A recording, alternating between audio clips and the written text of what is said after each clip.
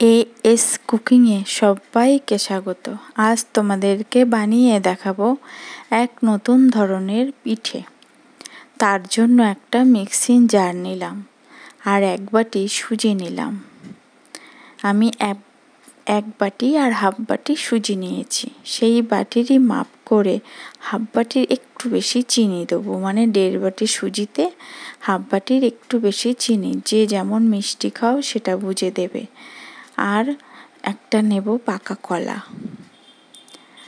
কলাটা ধুয়ে খোসা ছাড়িয়ে পিস পিস করে কেটে দেব।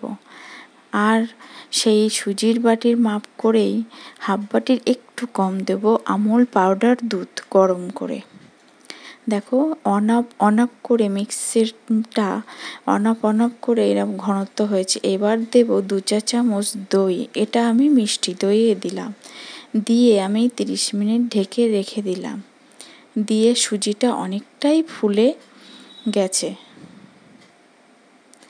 এইবার আমি এখানে স্বাদ অনুযায়ী দেব অল্প একটু সামান্য লবণ, টেস্টটাকে ব্যালেন্স করার জন্য। আর দেব 1 চা চামচ বেকিং পাউডার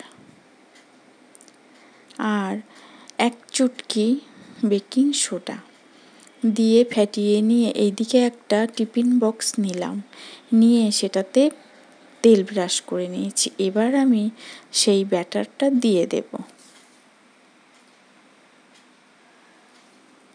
দিয়ে একটু ড্যাব ড্যাব করে নেবে, ভিতরে হাওয়া থাকলে যেন বেরিয়ে আসে।